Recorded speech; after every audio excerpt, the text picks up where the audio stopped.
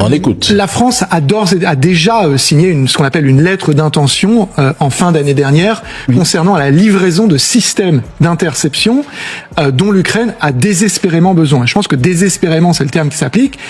Je crois que la France a promis 8 systèmes.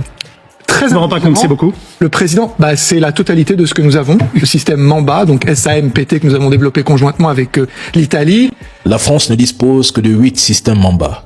Si l'on estime le stock de missiles Aster actuellement disponible dans toute l'Europe, que ce soit en Italie ou au Royaume-Uni, à partir des données officielles, on arrive probablement à environ 1000 missiles au maximum avec une production très médiocre de 8 à 15 missiles par mois en France.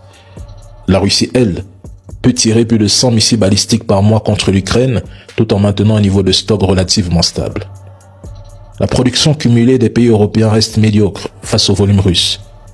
En fait, il y a trop de discours, trop de gros titres côté européen, alors que les capacités restent insuffisantes pour assurer à elles seules la protection du ciel ukrainien.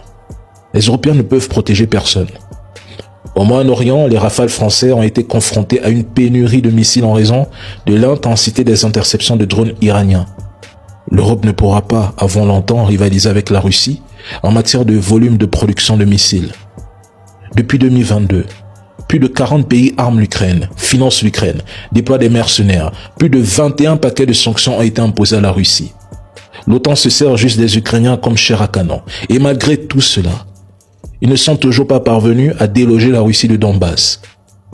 En avril 2022, les Occidentaux promettaient à l'Ukraine une victoire rapide face à la Russie, au point que Bruno Le Maire annonçait l'effondrement imminent de l'économie russe. Aujourd'hui, la Russie est classée 4e puissance économique mondiale en parité de pouvoir d'achat, tandis que la France et l'Allemagne ont reculé dans le classement. En vérité, ces Européens ne sont pas en train de sauver l'Ukraine. Ils n'ont pas les moyens. Ils sont faibles. Ils sont en train de détruire l'Ukraine. L'Ukraine, c'est du business et ce sera jusqu'au dernier Ukrainien. Désormais, Poutine frappera partout en Ukraine. Les secteurs économiques les plus sensibles seront visés et lourdement frappés, détruits, pulvérisés.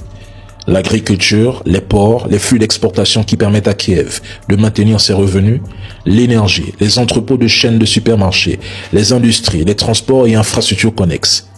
Ils frapperont tout. La vie deviendra plus difficile pour le peuple ukrainien. Les coupures d'électricité et de chauffage, surtout en hiver.